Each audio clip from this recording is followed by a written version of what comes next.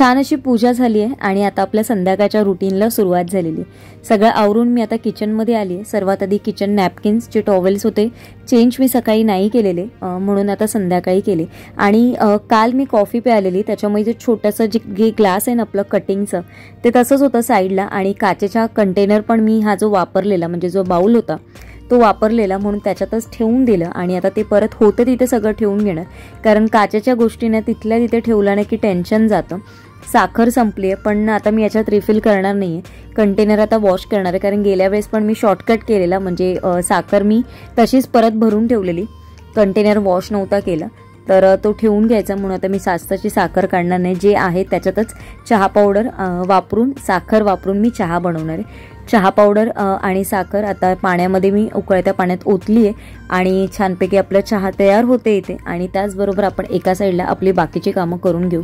आज माझ्याकडे घेवड्याची भाजी होती, पण घेवड्याच्या भाजीबरोबर सचिनला असं म्हणत होती, म्हणजे तो असं म्हणत होता की अरे शेवग्याच्या शेंगा होत्या पण त्याची तू भाजी केली नाहीस, पण ऑलरेडी मी केल्या आणि थोड्याशा शेंगा उरलेल्या, तर म्हटलं चला आज त्याची भाजी पण करू आणि त्याचबरोबर घेवड्याची पण भाजी होईल। म्हणून शेंगाना बरेच दिवस आता झालेल्या, तर म्हटलं थोड्याशा ड्राय झाल्या असतील म्हणून त्या फ्रीजमधनं काढून ना पाण्यामध्ये ठेवून दिल्या। टोमॅटो मी ऑलरेडी धुवूनच ठेवलेले असतात फ्रीजमध्ये, तरी पण म्हटलं फ्रीजमधलं आहे थोडंसं थंड होईल म्हणून ते देखील पाण्यात ठेवलं। वरण भाताचं कुकर सर्वात आधी लावायचं, म्हणजे सर्वात मोठं काम होतं, म्हणजे आपलं बऱ्यापैकी अर्ध जेवण तयार होतं जेव्हा आपण डाळ भाताचं कुकर लावतो, वरण भाताचं कुकर लावलं की। आणि काय झालं, टोमॅटो त्याचबरोबर याच्यामध्ये थोडीशी हळद, थोडंसं हिंग असं टाकणार होती। लिंबू पण जी ठेवून घेतलेली त्याच्यातलं एक लिंबू मी काढलंय, कारण तर कुकरमध्ये लिंबू टाकायचं आपल्याला खाली, म्हणजे कुकर काळा होत नाही त्याच्यासाठी, तर ते कापून घेतलं। आणि आता चला कुकर लावून घेऊया आपण। तर शुभ सकाळ, सुंदर अशा दिवसाच्या सुंदर अशा शुभेच्छा। मी प्राजक्ता आपल्या एका नवीन ब्लॉगमध्ये तुमच्या सगळ्यांचं खूप मनापासून स्वागत करते। सर्वात आधी सगळ्यांना श्री स्वामी समर्थ। मैत्रिणींनो, आजचा वार आहे गुरुवार, आणि आज मी तुमच्याबरोबर थोडंसं जे काही देवपूजेचं होतं थोडक्यात शेअर केले, कारण खूप घाई असते आणि वेळ पुरत नाही। मेन वेळेअभावी सगळं थोडं थोडंसं दाखवावं लागतं तुम्हाला। तर मी म्हटलं बरेच दिवस तुम्ही म्हणत होता की तू म्हणजे देवघर दाखव किंवा थोडं थोडं एक पिक तरी टाकत जा, म्हणजे एखादा पिक्चर तरी तू व्लॉगच्या एंडला किंवा सुरुवातीला टाकत जा। तर मी म्हटलं चला आज तुमच्याबरोबर शेअर करते, म्हणून आज थोडंसं शूट केलंय आणि ते तुमच्याबरोबर शेअर करण्याचा प्रयत्न केलाय। आज साडी नाही नेसली कारण आज खूप कामं आहेत, म्हणजे जसं मी म्हटलं आता हे ऑर्डरचं खूप काम आहे, सो त्याच्यामुळे माझी खूप घाई गडबड होणार आहे, त्याच्यामुळे मी म्हटलं आज साडी नाही नेसली। पण मी पिवळा कपडा जो आहे, म्हणजे पिवळ्या रंगाचं जे वस्त्र किंवा जे काही घालते मी ना ते मात्र घातलं, तर ड्रेस फक्त पिवळ्या रंगाचा घातला, साडी नेसली नाही। जेवणाची सगळी तयारी झालेली आहे आणि आज साधं सिंपल मेनू आहे। ऍडिशनल फक्त मी तुम्हाला सांगितलं काय करणार आहे ते तुम्हाला सांगितलेलंच आहे। आजच्या ब्लॉगमध्ये मी तुम्हाला पुऱ्यांची रेसिपी शेअर करणार आहे, कारण बऱ्याच वेळा भाजी वगैरे तर होतेच, कारण गुरुवारचा माझ्याकडचा मेनू तुम्हाला माहितीच असतो की आयदर घेवड्याची भाजी असते किंवा मग वालाची भाजी असते, पण आज थोडंसं त्याच्यामध्ये त्याचबरोबर थोडीशी शेंगा बटाट्याची पण भाजी आहे। जसं मी म्हटलं सचिनने म्हणजे त्याला खायची आहे म्हणून मग ती भाजी करणार आहे। आणि श्रीखंड पुरी असल्यामुळे पुरीचा बेत आहे, तर श्रीखंड पण मी तुम्ही फ्रीजच्या ब्लॉगमध्ये बघितलं असेल, म्हणजे जे फ्रीज ऑर्गनायझेशनच्या किंवा फ्रीजमध्ये एखादं श्रीखंड वगैरे गोड आणून ठेवते, किंवा कधी कधी माझ्या त्याच्या मागे काय थॉट असतो की कधीतरी आपल्याकडे पाहुणे आले किंवा आमच्याकडे जर कोणी यायचं असतं ना तर ते सॅटर्डे संडे बघून येतात, कारण आम्ही दोघेही वर्किंग असल्यामुळे मधल्या वेळेस कोणी येत नाही, शक्यतो सॅटर्डे संडे येतात। मग कोण आलं तर मग गडबडीच्या वेळेस काय करायचं, तर मग निदान आपल्याकडे श्रीखंड असेल तर निदान आपण पूर्ण जेवण केलं, डाळ भात भाजी चपाती किंवा श्रीखंड पुरी जरी केली ना, किंवा असं काहीतरी झटपट होणारं असेल तर मग बरं पडतं, म्हणजे पूर्ण असं जेवण आपण पाहुण्यांना वाढू शकतो, म्हणून श्रीखंडाचा बेत असतो। पण म्हटलं चला आज आपली पण घाई आहे, तर म्हटलं आपण श्रीखंड आहेच तर पुऱ्या करू, त्यांची रेसिपी शेअर करणार आहे। आणि आम्ही आयकियामध्ये गेलेलो, आयकियामध्ये यासाठी गेलेलो कारण सचिनच्या काकी आहेत गोरेगावच्या, त्यांना जे मी ऑर्गनायझेशन वापरलेलं वॉर्डरोब ऑर्गनायझेशन करताना त्या माझ्या बरेच दिवस मागे लागलेल्या की ते मला घेऊन ये, पण ऍक्च्युली ते आउट ऑफ स्टॉकच आहे, माहिती नाही, कारण ऑनलाईनला पण आम्ही बघितलेलं तर आउट ऑफ स्टॉकच होतं आणि ऑफलाईन मध्ये पण जाऊन बघितलं तरी पण आउट ऑफ स्टॉकच आहे ते। तर तरी पण आम्ही म्हटलं की चला, एकदा त्यांनी काल का परवाच आठवण केलेली की तिथे माझ्यासाठी बघा म्हणून, तर म्हटलं आम्ही गेलेलो पण ते काही भेटलं नाही, पण काही गोष्टी मी परचेस केल्यात माझ्या स्वतःच्यासाठी, त्याच्या ब्लॉगमध्ये तुमच्याबरोबर शेअर करणार आहे। आय होप तुम्हाला आवडतील त्या गोष्टी, कारण मी गेली की किचनसाठीच काही ना काहीतरी घेऊन येत असते, तर म्हटलं चला आज तुमच्याबरोबर त्या शेअर करते. काही गोष्टी इथे दाखवते ज्या किचनच्या आहेत त्या किचनमध्ये दाखवते, आणि काही गोष्टी किचनच्या व्यतिरिक्त पण मला चांगल्या अशा मिळाल्या त्या देखील तुमच्याबरोबर दाखवण्याचा प्रयत्न केलाय. तुमचं काही सजेशन असेल आजच्या व्हिडिओसाठी मला नक्की कमेंट करून सांगा. व्हिडिओ थोडे जरी आवडत असेल लाईक शेअर, चॅनलला सबस्क्राईब करायला विसरू नका. चला तर मग सुरुवात करूया. तर सर्वात आधी मी ही जी वस्तू घेतलेली आहे ते नाईफ घेतलेले आहेत, आणि हे 2 प्रकारचे आहेत. आता मी ओपन नाही केलंय, ओपन फुरसत मध्ये करणार आहे सगळं. म्हणजे आपलं हे रक्षाबंधनचं सगळं झाली ना घाई गडबड की त्याच्यानंतर मग मी आरामात करणार, तेव्हा तुमच्याबरोबर नीट व्यवस्थित शेअर करेन. कारण आता पॅकिंग आहे, मग परत ठेवायचा प्रॉब्लेम होतो, म्हणून तुम्हाला असेच दाखवते. आणि हे बघा ना, हा एक छोटा नाईफ आहे, आणि हा जसा मी वापरते ना मोठा तसाच आहे. पण हा काही हेवी असं आपल्याला जेव्हा चॉप करायचं असेल ना, किंवा ज्यांना फिश वगैरे किंवा चिकन मटन असं काही चॉपिंग करायचं असेल त्याच्यासाठी हा बेस्ट आहे. आणि खूप मोठ्या अशा भाज्या असतात जसं फ्लॉवर वगैरे आपण कापतो ना, त्याच्यासाठी अगदी सुरेख. आणि अगदी जिथे आपल्याला पातळ अशा स्लाइस करायचे असतील ना, तशा वेळेस ना हा नाईफ खूप उपयोगाचा ठरतो. तर हा मी 199ला मिळालाय आम्हाला ऑफरमध्ये. तर हा एक घेतला, आणि त्याच्यानंतर मी खूप दिवसानंतर तुमच्याबरोबर शेअर करते. ऍक्च्युली याच्यातला माझ्याकडे ऑलरेडी एक सेट आहे, आणि मी हा आता त्या दिवशी घेऊन आले गेलेली तेव्हा याच्याबरोबर. जसं तुम्ही बघत असाल माझ्या व्लॉगमध्ये की हा दिसतोय, आणि हा ब्लॅक कलरचा सेट घेण्याची माझी खूप इच्छा होती बऱ्याच दिवसांपासून. तर मी याच्या आधी 2-2चा सेट करून तो सेट घेतलेलाच, म्हणजे याच्यातला. आता हे 2-2 करून घेतलेत, म्हणजे 4चा सेट झालाय. अजून 2चा सेट बघू थोड्या दिवसांनी मी घेईन, कारण हे सगळं जसं मी म्हणते थोडं थोडं करून घ्यायचं, म्हणजे आपल्याला पण खूप प्रेशर येत नाही की एका महिन्यात भरपूर असा खर्च झाला, कारण याची कॉस्ट खूप जास्त आहे. कारण हे 109 रुपीज, हे 109, म्हणजे हेच 200 रुपीज झालं. आणि मी ठेवताना तुम्हाला एक सांगते बघा, कारण मी हे असंच ठेवते, त्याच्यामुळे मी एक टिश्यू पेपर प्रत्येक याच्यामध्ये ठेवते, म्हणजे हे ना कुठे याच्यामध्ये घासलं जात नाही. तर अशा पद्धतीने मी प्लेटमध्ये पण ठेवते बघा, इथे पण ठेवलंय आणि इथे पण ठेवलंय. तर मी हा 2-2चा सेट घेतलेला, आणि तुम्हाला नीट दाखवते. तुम्ही बघितला असेल प्रत्येक याच्यामध्ये, तुम्ही बघा ना, अगदी बघूनच अगदी आपण याच्या प्रेमात पडू असा आहे. आणि फिनिशिंग इथून तर खूप सुंदर अशी आहे. थोडंसं कॉस्टली वाटतं म्हणूनच मी 2-2 करून घेतले, कारण हे प्रोडक्ट्स IKEA नेहमी अवेलेबल असतात. तर हे 200 रुपीज, म्हणजे 109 म्हणजे 220 रुपीज. त्याच्यानंतर ही प्लेट 99 रुपीज 100ची होती. मग या पण 2 प्लेट्स घेतल्या, मग या पण 200च्या झाल्या, म्हणजे जवळपास 400 झालंय. आणि या प्लेट मात्र 150, म्हणजे 300ला या मला 2 पडल्या. त्याच्यामुळे सगळं मिळून मग 400 आणि हे 300, 700 रुपये होतात. तर मग एकाच महिन्यात खूप बर्डन येऊ नये म्हणून मग मी 2-2 करून सेट घेतला. आता माझ्याकडे 4चा सेट झालाय. आता अजून थोड्या दिवसांनी 2चा सेट घेईन, म्हणजे 6चा सेट माझ्याकडे पूर्ण होईल. तर माझी ही अशा पद्धतीनेच मी विचार करून घेते. तुम्हाला पण हे असा, म्हणजे जर पटलं तर तुम्ही देखील अशा पद्धतीने घेऊ शकता. म्हणजे आपल्याला जर सेट घ्यायचा असेल किंवा खूप जास्त गोष्टी एका वेळेस घ्यायच्या असतील ना, तर थोडा विचार करून थोड्या थांबून घेतल्या ना, तर त्या आपल्याला खरंच खूप फायद्याच्या ठरतात.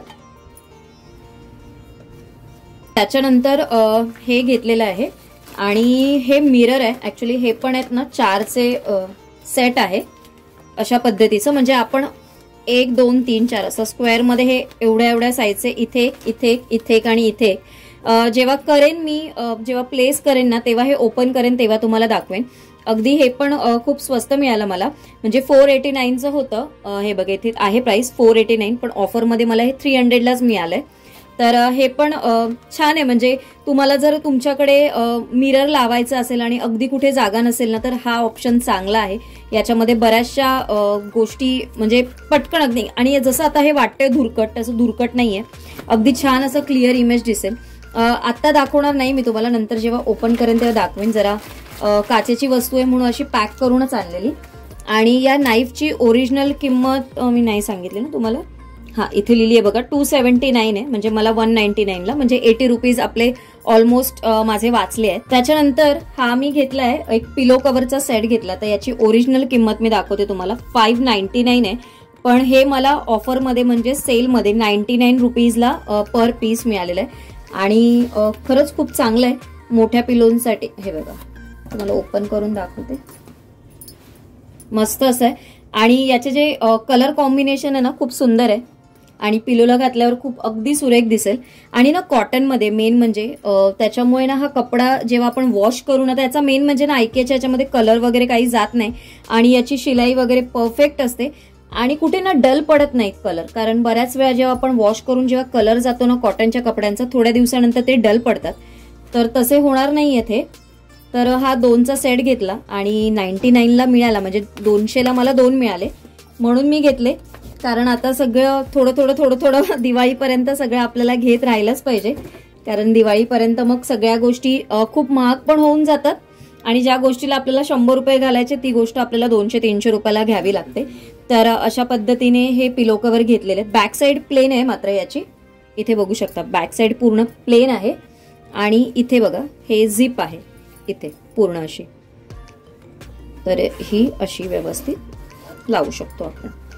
त्याच्यानंतर ही एक गोष्ट घेतली म्हणजे हा प्लांट साठीचा आहे आणि आपल्याकडे जे वडाचं झाड आहे ना ते दिवसेंदिवस त्याची हाईट खूप वाढते. तर माझ्याकडे कुंड्या थोड्याशा छोट्या आहेत, तर मी म्हटलं अशा पद्धतीची एक मोठी कुंडी घेऊ म्हणजे याच्यामध्ये वडाचं झाड अगदी चांगलं ग्रो होईल. म्हणजे बऱ्यापैकी ह्याच्यामध्ये तर बऱ्यापैकी मोठं असं होऊ शकतं.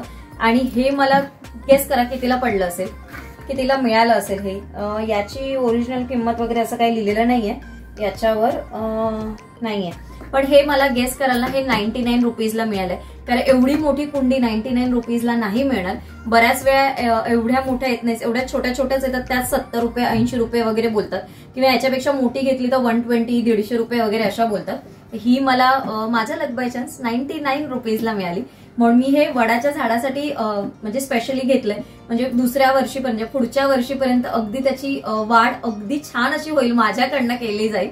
तर हे आता सॅटर्डेला बघू. सॅटर्डेला सचिनला सुट्टी असते, तर तो हे काम करणार आहे. माझ्याकडे तर वेळ नसतो या सगळ्यासाठी, गार्डनिंगसाठी.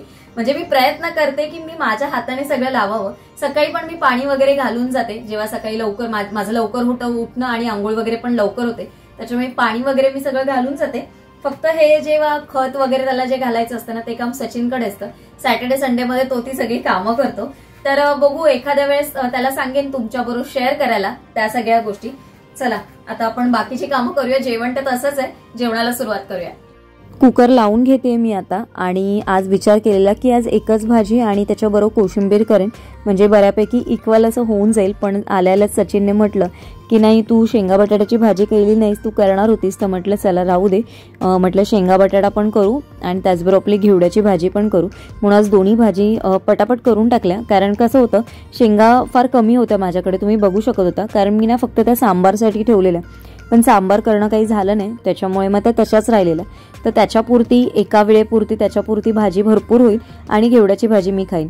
इथे मी पुरीसाठी पीठ मळते. त्याच्यासाठी मी जेवढं पीठ चपात्यांना घेते ना, 4 किंवा 5 चपात्यांना, तेवढंच चपातीचं पीठ घेतलंय. त्याच्यामध्ये थोडंसं मीठ टाकलंय आणि अगदी छोटा चमचा बारीक रवा टाकलाय. त्याच्यामुळे पुऱ्या ना छान कुरकुरीत होतील आणि मस्तपैकी फुलून येतील.